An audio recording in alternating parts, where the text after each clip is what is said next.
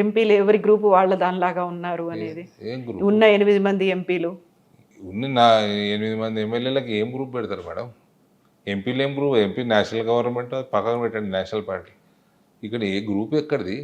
అంటే ముందు నుంచి ఉన్న బీజేపీ లీడర్లు, కొత్తగా వచ్చిన వాళ్ళు, కొత్తగా ఎమ్మెల్యేలు ఎంపీలు అయిన వాళ్ళు, సరికొత్తగా ఎక్కడ స్టేట్ ఎందరు కమిటీ. ఉన్నారు మేడం? తిప్పి కొడితే 8 మంది, అందులోకి ఒక ఆయన రిజైన్ చేసిపోయాడు, 7 ఉన్నారు. అందులో ఏడుగురు 2 జిల్లాలకు సంబంధించిన వాళ్ళే. 2-3 జిల్లాలకు సంబంధించిన వాళ్ళే 7. మిగిలిన 8లో 0. ఏం గ్రూపులు పెడతారు? మీకు రాజాసింగ్కి ఫ్రెండ్షిప్ ఉందా? సింపతి ఉందా? నాకు బీజేపీలో ఎవరితోటి విభేదాలు, ఎనిమిటీ లేదు. అందరూ ఫ్రెండ్సే. రాజాసింగ్ నేనేం పర్సనల్ ఫ్రెండ్స్ కాదు. రాజాసింగ్కి మంచి ఫాలోయింగ్ ఉంది. రాజాసింగ్ పాపులర్ నాయకుడు, అభిమానిస్తారు, నేను కూడా అభిమానిస్తా.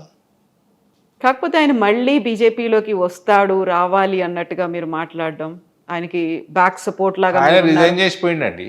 అవును, రావాలనుకుంటే దానికి ఒక ప్రొసీజర్ ఉంటుంది, అడాప్ట్ చేసుకోవాలి.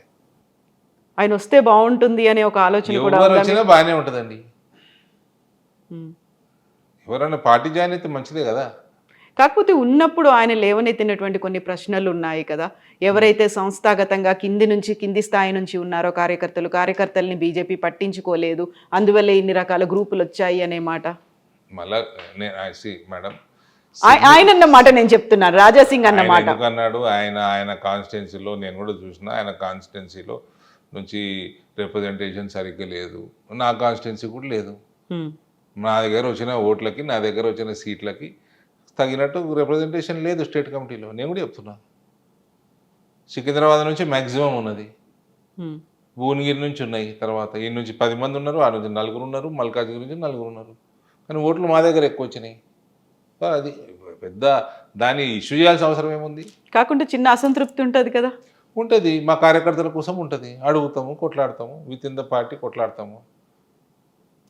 సో మీరు అన్నట్టుగా స్టేట్ కమిటీ అంటే ఎక్కడైతే మా ప్రాధాన్యత ఉందో, ఎక్కడైతే ప్రాతినిధ్యం ఉందో అక్కడ నుంచి తీసుకోకుండా మీరు చెప్పినట్టుగా ఒక 2-3 నియోజకవర్గాలకే కంపల్సరీ ఏం కాదు కదా. కాకపోతే దాన్ని ఇంకా స్ట్రెంథెన్ చేయాల్సిన అవసరం అడుగుతూ ఉంటాం, మేము ప్రెషర్ పెంచుతూ ఉంటాం, మేము ప్రెషర్ పెడతా ఉంటాము, మా కార్యకర్తల కోసం మేము కొట్లాడుతూ ఉంటాము. అది మా కర్తవ్యం. కానీ చేయాల్సింది finally party will decide, party president will decide. It is up to him, you cannot question him. So fight only request him. So ఆ ఫైటింగ్ అనేది ఇంటర్నల్ గా జరగాల్సినటువంటి జరుగుతుంది, బయట కూడా జరగడం.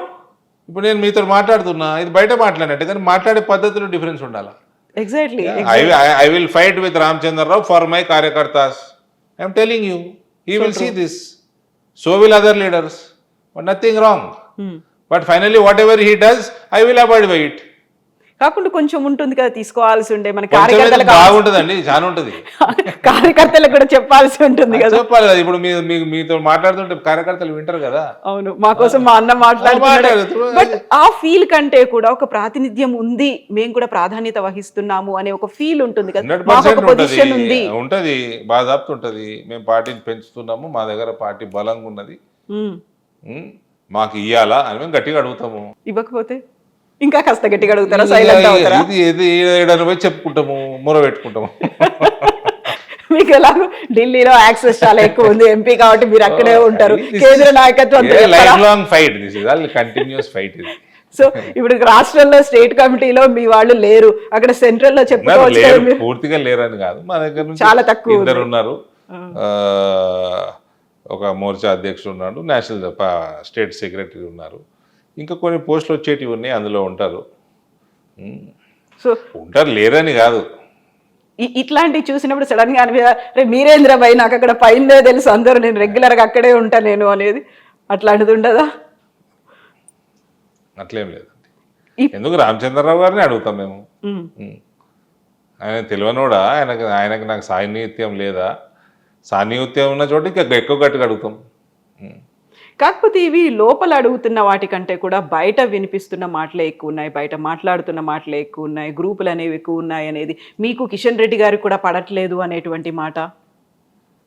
ఈ నాకు బండి సంజయ్ పడదు, నాకు కిషన్ రెడ్డి పడదు, రాజా సింగ్ నా దోస్తు, ఇవన్నీ బయట కుచ్తో లోక్ కయింగే, లోగోగా కామే కైనా.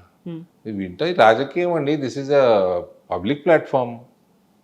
మాట్లాడుతూ ఉంటారు, వింటూ ఉంటాం, నడుస్తూ ఉంటుంది, ఇగ్నోర్ చేస్తూ ఉంటాం, నడుస్తూ ఉంటుంది. ఈసీలియే అంటే మీకున్న కార్యకర్తలకు కొంచెం డౌట్ వస్తుంది కదా, నిజమేనా ఇట్లా అవుతున్నదా మన పార్టీలో, మనం అంతా పార్టీ క్యాడర్ బేస్ చేసుడుగా ఉన్నాం కదా లీడర్. గ్రూపులు అంటున్నాను నేను. అసలు ఇది గ్రూపే, అసలు గ్రూప్ ఉంటుంది ఏముందని ఇలా నేను అదే చెప్తున్నా కదా. మేము చూసిన గ్రూపులో 40 మంది ఎమ్మెల్యేలు, తిరిగి చూస్తే నాయకుడు 40 మంది ఎమ్మెల్యేలు ఉంటుండే. ఇక్కడ ఎవరున్నారండి? ఏం గ్రూపు? ఎవరిది వాళ్ళకే అనే ఒక గ్రూప్. నేను నా కార్యకర్తలు వన్ మ్యాన్ గ్రూపా? నో, మీ కార్యకర్తలు ఉన్నారు కదా, మీ క్యాడర్ అనేది ఉంది కదా అక్కడ. Cadre is parties cadre.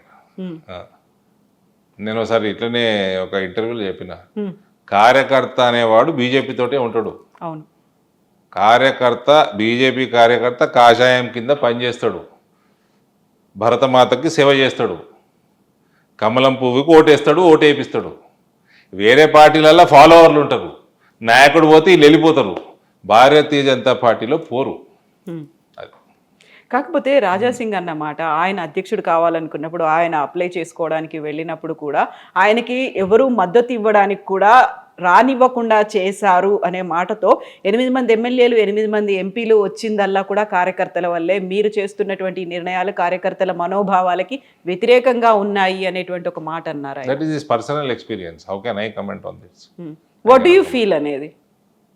I don't no, నేను లేను అప్పుడు. ఆ రోజు నేను కూడా ఆయన రాకంటే ముందు వచ్చేసినట్టున్నా, వెళ్ళొచ్చాను. ఆయన వచ్చిపోయినాక వెళ్ళొచ్చాను, నాకు గుర్తులేదు నాకు. But that is his experience. But మీరు ఆ రోజు ఎందుకు వెళ్ళలేదు? ఆయన ప్రమాణ స్వీకారం చేస్తున్నారు పోయినా కదా, నేను పోయినా, నేను మీడియాకు మాట్లాడినా, వచ్చిన కాసేపు ఉన్నా, వచ్చిన. మీరు అటెండ్ అవ్వలేదు, మీలో కూడా ఒక అసహనం అనేది ఉంది, మీరు కూడా అధ్యక్షుడు కావాలనుకున్నారు అనే మాట. అట్లేం లేదండి. ఎందుకు? రామచంద్రరావుకి అన్నిటికంటే పెద్ద ప్రోగ్రామ్ ఇవాళ నిజామాబాద్లో అయింది. నేను చేసిన అసహనం ఏముందండి? కాకపోతే రాజాసింగ్ ఏమో పార్టీకి రిజైన్ చేశాడు, ఆయన దూరం అయిపోయాడు. అరవింద్ కూడా కోపం వచ్చింది, ఆయన కూడా కొంచెం దూరంగా ఉన్నాడు. నేను రామచంద్రరావుకి ఎందుకు సహకరిస్తా? కోపం ఉంటే వ్యక్తిగతమైనటువంటి పనులు ఉన్నాయి కాబట్టి నేను అటెండ్ అవ్వట్లేదు అనే దాంతో మీరు ఒక ప్రోగ్రామ్ అటెండ్ కాలేదు. నేనే ప్రోగ్రామ్ చేసిన కదా ఆయనకి. ఈ రోజు చేశారు? ఈ రోజు కాదండి, నేను ఆగస్టు 25th రోజు చేసిన. నిజామాబాద్ వచ్చింది కదా ఆయన. నిజామాబాద్ జగిత్యాలకు సంబంధించి బ్రహ్మాండమైన కార్యకర్తల సమావేశం చేసిన. ఆనాటికి అదే అతిపెద్ద కార్యక్రమం అధ్యక్షుల వారికి రాష్ట్రంలో. All is well, always it will be well. Okay. So ఇప్పుడు కాంగ్రెస్ బీజేపీకి సంబంధించి 8 మంది ఎంపీలు ఉన్నారు. 8 + 8 = 16 కాలేదు, అక్కడ 0 అయింది, మాకు చేసింది ఏమీ లేదు అనేటువంటి వాదన బీఆర్ఎస్ చేస్తోంది. బీఆర్ఎస్ అదే మాట, అదే ఆరోపణ. అయ్యో, బీఆర్ఎస్ కూడా ఏమంటాడు కానీ, మా వాళ్ళు 8 ఎమ్మెల్యేలు, 8 ఎంపీలు, 8 and 8 is 88 అన్నారు మా వాళ్ళు. మీ వాళ్ళు అన్నారు? అవును. అది ఎప్పుడు అవుతుంది మరి 88? నేను కూడా వెయిట్ చేస్తున్నా. ఎంతకాలం పడుతుంది? I'm also waiting. ఎప్పటికి? I'm very keen, more keen then anyone. ఇట్లా ఇదేముంటుంది, మస్తు మాట్లాడుతూ ఉంటాను. సో ఇప్పుడు యూరియాకి సంబంధించి మళ్ళీ నేను ఫస్ట్కి వెళ్ళిపోతే 8 + 8 = 0 అయింది. రాష్ట్రానికి చేసింది ఏం లేదు, వాళ్ళు తీసుకురాలేదు, మీరు ఇవ్వలేదు, అందువల్లే రైతులు ఇట్లా కష్టపడుతున్నారు అనేది. మేడం, మీకు ఎంత 100 కిలోల యూరియా కావాలంటే మీరు ముందు కేంద్రానికి తెలియజేయాలి. మీరు తెలియజేసింది వాళ్ళు సప్లై చేస్తారు. అక్కడి నుంచి తెచ్చుకోవాల్సింది ట్రైన్లో మీ బాధ్యత. మీరు ట్రైన్లు బుక్ చేసుకోవాలి. మీరు చేసుకోకపోతే దానికి బాధ్యులు ఎవరు? మీకు 10 ట్రైన్లు కావాలంటే మీరు 6 బుక్ చేసుకుంటే 4 షార్టేజ్ ఉంటుంది కదా. అది జరిగింది తెలంగాణలో. గది ఈ మాట బీజేపీ చెప్పగలుగుతోంది క్షేత్ర స్థాయిలో ఏం జరిగింది అని? ఇప్పుడు నేను చెప్తున్నా, మిమ్మల్ని అడిగిన నేను చెప్తున్నా. అడగకపోయినా రైతుల ఆందోళన ఉంది కాబట్టి వాళ్ళలో ఆగ్రహం అనేది వస్తుంది, వాళ్ళు బాధలో ఉన్నారు. చెప్పాలి, తప్పకుండా చెప్పాలి. చెప్తున్నారు, రోడ్ ఎక్కాలి, అపోజిషన్ చేయాల్సిన యాజిటేషన్లు చేయాలి, బలంగా చేయాలి. బీజేపీ చేస్తుందా ఇవన్నీ? నా దగ్గర మేము చేస్తాము, మా పార్లమెంట్లో మేము చేస్తాము. చెప్పిందా బీజేపీ ఇప్పటిదాకా ప్రతి చోట? మా పార్లమెంట్ నేనైతే చెప్తా మేడం, నా పార్లమెంట్లో. కాబట్టి మేము మాతోటి చేతనైనంత మేము బీజేపీ కోసం బలంగా చేస్తాం. కాబట్టి బీజేపీని ఆదరిస్తారు మా దగ్గర. మనం ఇలా ఎదుర్కోవాలి, మనం చేసాము, వాళ్ళు అడిగినంత ఇచ్చాము అనేది ఇక్కడ రాష్ట్ర నాయకత్వం కూడా అంత బలంగా చెప్పగలుగుతోందా? మీరే చెప్పాలా, మీడియాలో ఉన్నారు. అందుకే అడుగుతున్నాను నేను మిమ్మల్ని. మీరు చెప్పాలి, మీరే చెప్పాలి. మీడియా మీరు ఎక్కువ చూస్తారు, మీడియాలో ఉన్నారు కాబట్టి. మీరు ఎక్కువ నాయకులను కలుస్తారు. సో ఇక్కడ రైతుల్లో ఆందోళన కనిపిస్తోంది, ప్రతిపక్షం బీఆర్ఎస్ చేస్తున్నటువంటి ఒక నిరసన కావచ్చు, ఒక పోరాటం అనేది కనిపిస్తోంది. ఎస్ కేంద్రం ఇవ్వలేదు అని కాంగ్రెస్ చెప్తోంది, బీజేపీ మేము ఇస్తున్నాం. టీఆర్ఎస్ వాడు ప్రభుత్వంలో ఉన్నప్పుడు కూడా ఇట్లనే ఏడిచిండు, ఇదే ఏడుపు. నేను చెప్తా ఉన్నా, కేంద్రం నుంచి యూరియా కొరత కిలో కూడా ఉండదు. టైమ్లీ బుక్ చేసుకోవాలా, మాకు ఫలానా పంటకి ఇంత అవసరం పడుతుందని ముందే బుక్ చేసుకోవాలా.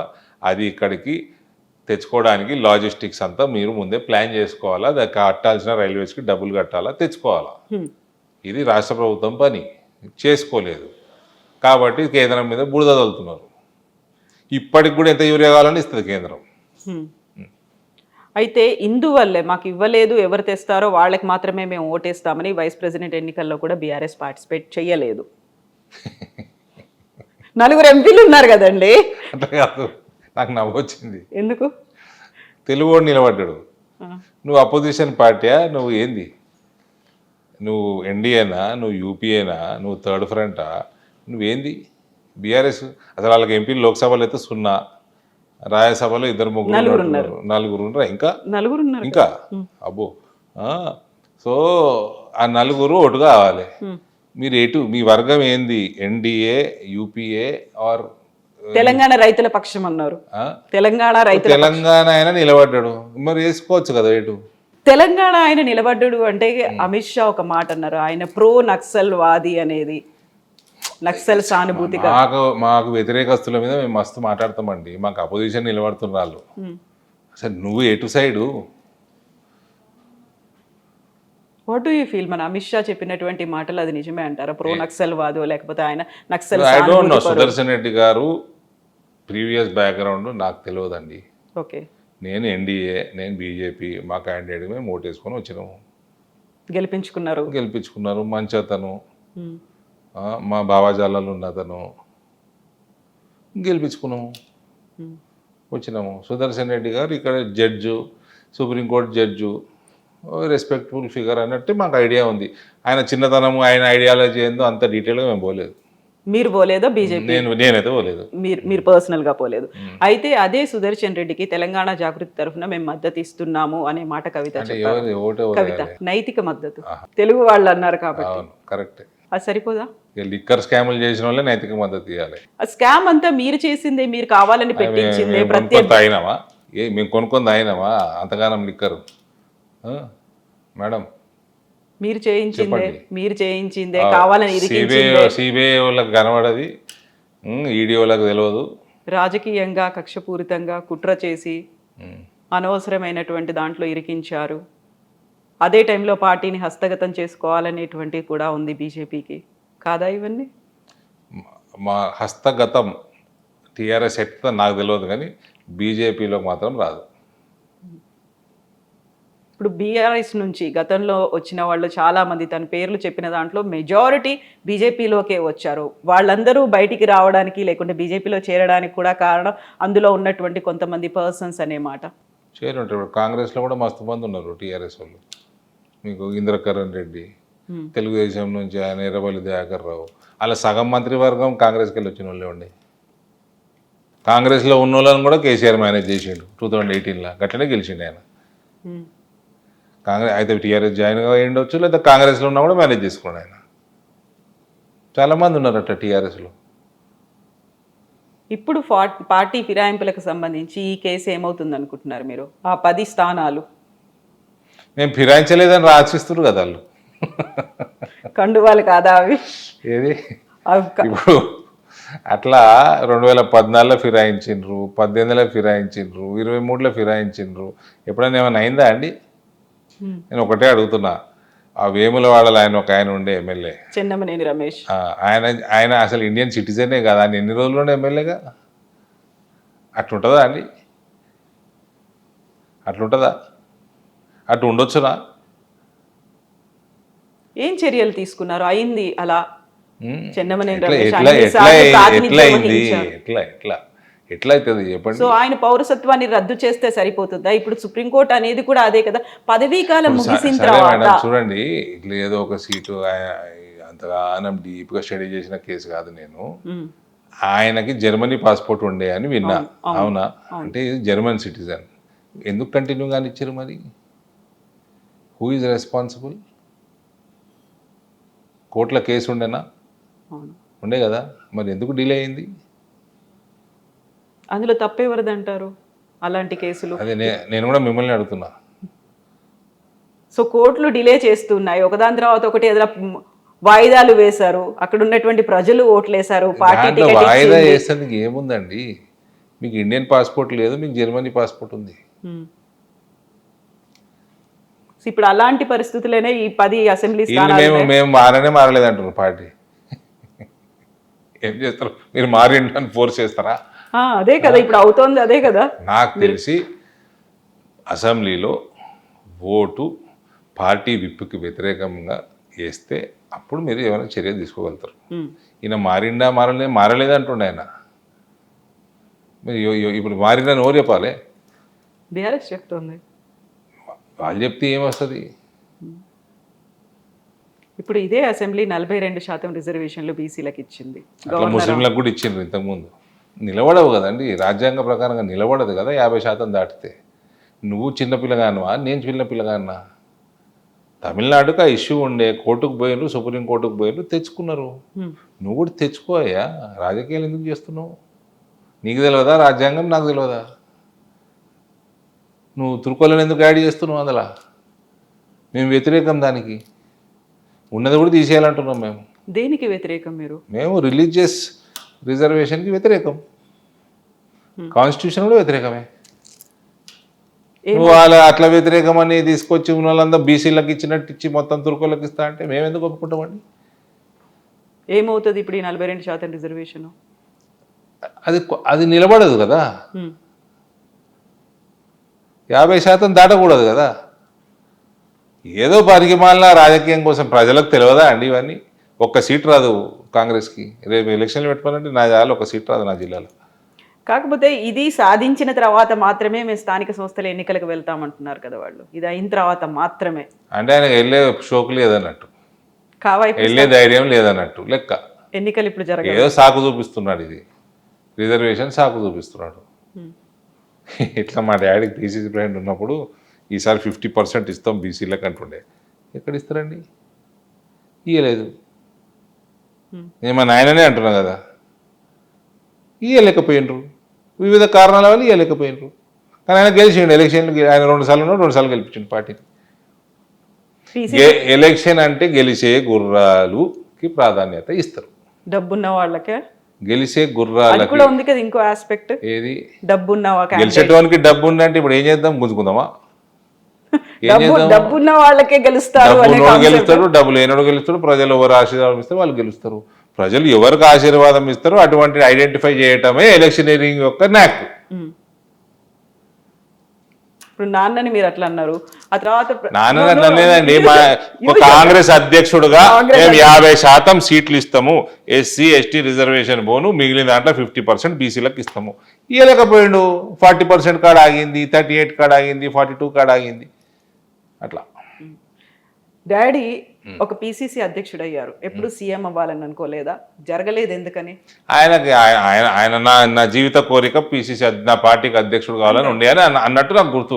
సీఎం ఎప్పుడు అన్నట్టు నాకు గుర్తులేదు. ఇంటర్వ్యూలలో అన్నాడు ఆయన, నా జీవిత ధ్యేయం కాంగ్రెస్ అధ్యక్షుని కావాలని ఉండే. ఆయన మామూలుగా 2 సార్లు అయ్యిండు.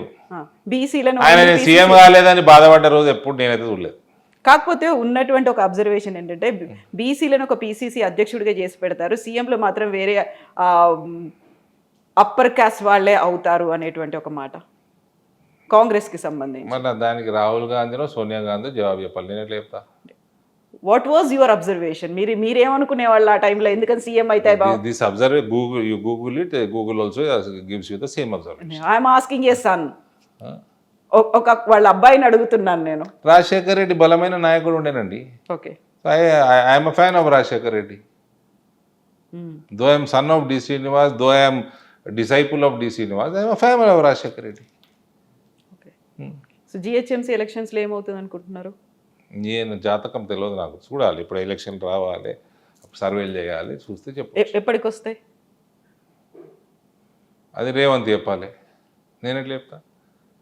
ఇప్పుడు జిల్లా పరిషత్లు అయితే లోకల్ బాడీస్ అయితే ఆల్రెడీ డిలేడ్ కదా, ఉమ్, చాలా మున్సిపాలిటీలు కూడా డిలేడ్. మా నిజామాబాద్ మున్సిపాలిటీ లాస్ట్ డిసెంబర్లో కావాలి ఎలక్షన్, ఉమ్, ఇప్పటికీ 8-9 నెలలు లేట్ అయిపోయింది. అవును. అక్కడ మేము గెలుస్తాం, మేయర్ ఈసారి మేము గెలుస్తాము, జిల్లా పరిషత్ చైర్మన్ నాజాలో నేను గెలుస్తాను. వాట్ అబౌట్ జిహెచ్ఎంసి హైదరాబాద్ సంబంధించి? I don't know, here local leader should say, this is not my constituency. Okay. So Arvind గారిలో చేంజ్ వచ్చిందా? గతంలో చాలా ఫైర్గా ఉండేవాళ్ళు, లేకుంటే ఒక ఫియర్ఫుల్గా కనిపించేవాళ్ళు, లైక్ ఫోర్స్ఫుల్గా ఉండేది, కొంచెం తగ్గిందా? టీఆర్ఎస్ వాళ్ళకి అట్లా కనిపిస్తుంటేనేమో. అవునా? సో టకా టకా టకా టకా టకా అనేస్తూ ఉంటారు అనేది. ఇప్పుడు అనలేదా మీతో అట్లే మాట్లాడాను కదా, చాలా స్లోగా cool గా, మాట్లాడాను. చాలా నవ్వుతూ మాట్లాడుతున్నారు. ఇంతకుముందు ఇది నవ్వు కనిపించకపోయేది అసలు.